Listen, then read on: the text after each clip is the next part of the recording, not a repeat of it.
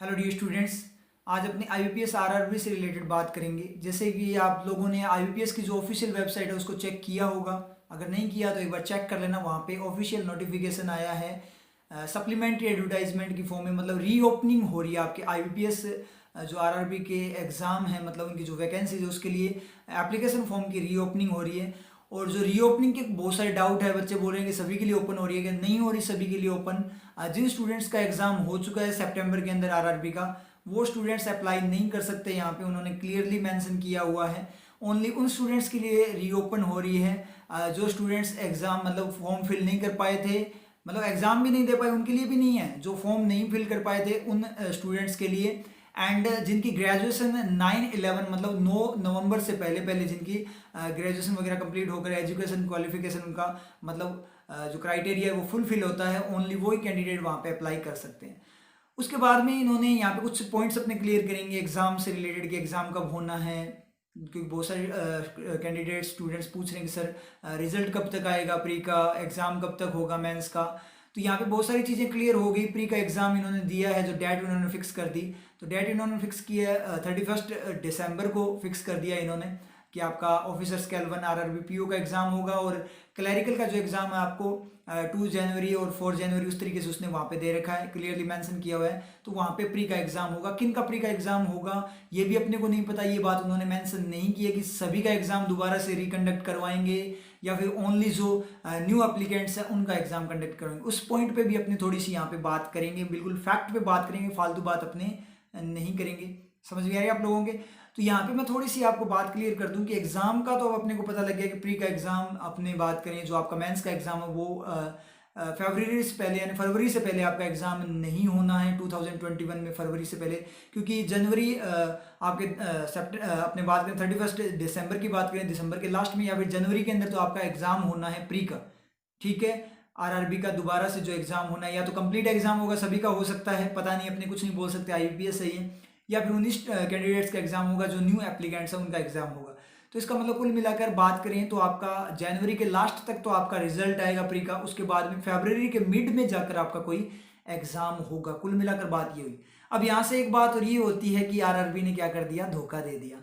हर बार ये धोखा देता है, कुछ ना कुछ गड़बड़ करता है। इस बार भी क्या कर दिया, एक टाइप से धोखा बोल सकते हो आप बोलने को, लेकिन वैसे धोखे की बात तो नहीं है, लेकिन बोल भी सकते हैं क्योंकि कैंडिडेट्स बहुत ज़्यादा स्टूडेंट्स थे, डेडिकेशन के साथ इन्होंने तैयारी की थी। उन कैंडिडेट्स के लिए एक टाइप से धोखा हो सकता है कि उन कैंडिडेट्स के लिए जो ओनली आरआरबी को फोकस लेकर चल रहे थे, इंग्लिश को अवॉइड कर रहे थे, अदर एग्जाम को अवॉइड कर रहे थे, ओनली आरआरबी फोकस थे और इंग्लिश को इग्नोर किया था, उन कैंडिडेट्स के लिए एक टाइप से धोखा बोल सकते हो। और उन कैंडिडेट्स की बेवकूफ़ी भी है ये बहुत बड़ी, क्योंकि मैंने हमेशा बोला था कि आप इंग्लिश को इग्नोर मत करो, इंग्लिश को इग्नोर मत करो। बाई चांस अगर आरआरबी में आपका सिलेक्शन ना हो तो बैकअप तो रहेगा कम से कम आप लोगों के पास।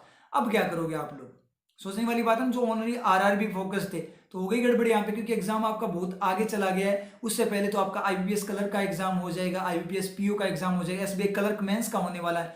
अब यहाँ पे एक पॉइंट ये भी है कि अपने कुल मिलाकर बात करें, ये री एग्जाम हो रहा है, आगे पोस्टपोन हो चुका है। तो आईबीपीएस जो एसबीआई क्लर्क मेंस का जो एग्जाम है, जिन कैंडिडेट्स का एग्जाम है उनके लिए एक बहुत बढ़िया अपॉर्चुनिटी आप लोगों के पास क्या करने का, इस एग्जाम को क्रैक करने का, क्योंकि वैकेंसीज भी अच्छी है और ये बहुत बढ़िया आपके पास क्या है, मौका है। तो आप इसको मत गंवाने देना। और जिनका एसबीआई क्लर्क वगैरह जिनका क्लियर नहीं हुआ है प्री का, वो अब आईबीपीएस पे फोकस करो आप लोग, आरआरबी के चक्कर में मत बैठे रहना। समझ में आ रही चीज़, कहीं ऐसे ना हो बाद में आप लोगों के पछतावा हो। जब आरआरबी का होगा तब दे लेंगे, कोई दिक्कत वाली बात नहीं है, लेकिन यहाँ पे फ्लक्चुएशन बहुत ज़्यादा आ चुका है। अब बातें करते हैं इस चीज़ पे कि सभी का एग्जाम होगा क्या, या ओनली न्यू जो कैंडिडेट्स हैं उनका एग्जाम होगा, और इसका कोई नेगेटिव या पॉजिटिव जो अपने इफेक्ट है वो क्या हो सकता है। तो मैं अपने अकॉर्डिंग, अपने व्यू के अकॉर्डिंग आपसे बात करता हूँ आप लोगों से।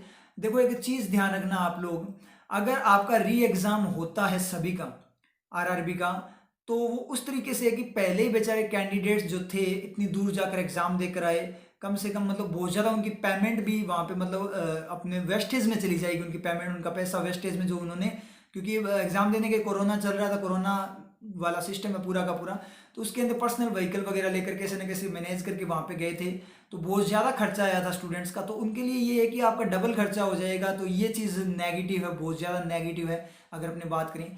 दूसरी बात ये करिए, अगर न्यू कैंडिडेट्स का ओनली एग्जाम होता है तो दिक्कत ये भी सबसे बड़ी है कि यहाँ पे फिर कंपटीशन क्या है, जो अभी जिनका एग्जाम हो चुका है उनके सिलेक्शन के जो चांसेस है वो थोड़े कम हो जाएंगे। कैसे कम हो जाएंगे?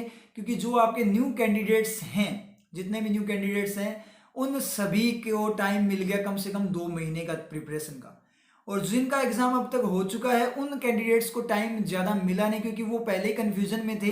क्योंकि क्या कर रहे थे कि आरआरबी पोस्टपोन हो गया, पहले उन्होंने पोस्टपोन कर दिया था, उसके बाद में डेट्स वगैरह नहीं दे दी थी, फिर एक बार फिर से उन्होंने बोल दिया पोस्टपोन हो गया, फिर अचानक से उन्होंने 3-4 दिन पहले ही क्या किया था, एडमिट कार्ड को रिलीज किया था एग्जाम से। तो बच्चे फ्लक्चुएट फॉर्म में थे और कन्फ्यूजन में थे। तो वहां तो उन कैंडिडेट में तो कोई दिक्कत नहीं, सारे के सारे एक बराबर ही थे। लेकिन अब जो न्यूली कैंडिडेट्स का अगर अलग से एग्जाम होता है तो इन कैंडिडेट्स के पास तो बहुत ज़्यादा टाइम है, 2 महीने का टाइम है, तो वो बहुत बढ़िया वाले तैयारी कर सकते हैं। इस चक्कर में जो पहले एग्जाम दे चुके हैं स्टूडेंट्स, उनके लिए ये क्या है, थोड़ा नेगेटिव हो जाएगा आरआरबी वाला। समझ नहीं आया चीज़? तो इसलिए बोल रहा हूँ कि आप लोगों को बैकअप लेकर चलना चाहिए इस चीज़ को, ठीक है। अब अपने इसमें कुछ नहीं कर सकते, वो आईबीपीएस पे है कि वो किस तरीके से कंडक्ट करवाएंगे, उसमें अपने कुछ भी नहीं कर सकते। कैसे भी हो नेगेटिव ही है पूरा का पूरा, कि दोबारा एग्जाम करवाओगे तो बच्चों का पहले ही खर्चा बहुत ज़्यादा हो चुका है, बहुत मुश्किल से उन्होंने मैनेज किया था, वो भी नेगेटिव पॉइंट। और अगर ओनली जो न्यू एप्लीकेंट्स हैं उनका एग्जाम करवाओ तो भी जो पुराने वाले कैंडिडेट्स हैं उनके लिए थोड़ा नेगेटिव पॉइंट ही होगा। तो कुल मिलाकर नेगेटिव ही है। तो कुल मिलाकर अपने बोले तो एक बार फिर से बोल सकते हैं कि आरआरबी ने क्या कर दिया, हमें धोखा दे दिया। समझ नहीं आ रही चीज़? तो वो वाला केस है। इसीलिए मैंने आप लोगों को हमेशा बोला था, बहुत तगड़े वाले बेवकूफ़ हो आप लोग, मतलब बात मानते ही नहीं, आपको फैकल्टी कुछ ही बोले। मैंने बोला था इंग्लिश को अवॉइड मत करो, इंग्लिश को अवॉइड मत करो, लेकिन बच्चों ने सुना ही नहीं कि सर के बोलने से क्या होता है, हमें तो आरआरबी फोड़ना है, हम तो आरआरबी की तगड़े वाली तैयारी करें। कर लो तैयारी अब देखना आपके साथ क्या होगा, कॉन्सिक्वेंस मिलेंगे आपको, सिर्फ पछतावा होगा कि बहुत बड़ी गलती होगी। अब हो गई, अब उसमें कुछ नहीं कर सकते आप। अभी भी आप लोगों के पास टाइम है, अभी अपने पास आईबीपीएस क्लर्क बचा हुआ है जिसने ओनली आरआरबी पे फोकस थे, उसमें अपने पास टाइम है, कम से कम 1.5 महीने का टाइम अपने पास।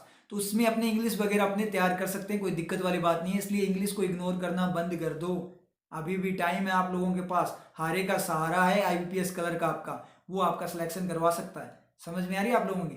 तो ये चीज़ आपको थोड़ी ध्यान देनी पड़ेगी, थोड़ा सा सेंस यूज किया करो, बेवकूफ़ी मत किया करो आप लोग। समझ में आ रही चीज़? थोड़ा सेंस यूज किया करो, इतनी बेवकूफ़ी मत किया करो। एक ऑफिसर बनने जा रहे हो, बैंकर बनने जा रहे हो आप लोग, समझ में आ रही है चीज़, और फिर प्रोफेशनल बनने जा रहे हो, फिर भी आप पता नहीं कैसी नॉनसेंस हरकतें करते रहते हो। तो अभी भी अपने पास टाइम है, तैयारी स्टार्ट कर दो अच्छे से, इंग्लिश को भी ध्यान देना स्टार्ट कर दो, ठीक है। सिलेक्शन हो जाए, कोई दिक्कत वाली बात नहीं है, ठीक है। तो ये चीज़ आप ध्यान रखना। आरआरबी का आपका क्लियर हो गया, पूरा का पूरा डाउट क्लियर हो गया होगा कि एग्जाम कब तक होगा। तो एग्जाम का टाइम है उसके अंदर, ठीक है, तब तक आप तैयारी करते रहो, क्योंकि आप आईपीएस क्लर्क वगैरह की तैयारी करोगे तो कोई दिक्कत नहीं है कि आरआरबी की तैयारी नहीं होगी। आरआरबी की तैयारी तो साथ साथ होनी ही होनी है, क्योंकि मैथ्स रीजनिंग उसमें आनी है, मैथ्स रीजनिंग इसमें आनी है, जीके उसमें आना है, जीके इसमें आना है। सिर्फ कंप्यूटर जो है वो थोड़ा अपना थोड़ा एक्स्ट्रा सब्जेक्ट चला जाता है, तो वो तो कोई दिक्कत नहीं, वो तो आपका थोड़े टाइम में भी हो जाता है। थोड़ा उसको टाइम देते रहो, आधा घंटा भी डेली देते हो तो कोई दिक्कत वाली बात नहीं है। तो इंग्लिश पे ध्यान देना आप स्टार्ट करो, इंग्लिश को इग्नोर मत करो। दिक्कत होगी, बहुत बड़े वाली दिक्कत होगी, अभी भी कुछ नहीं बोल सकते क्या क्या हो सकता है। तो मैंने जितने भी फैक्ट थे वो सारे के सारे क्लियर कर दिए। समझ में आई चीज़? अभी भी आपके पास टाइम है, जग जाओ, अपॉर्चुनिटी आप लोगों के पास है, टेंशन नहीं लेनी है, ठीक है। ऑल द बेस्ट, तैयारी करते रहो।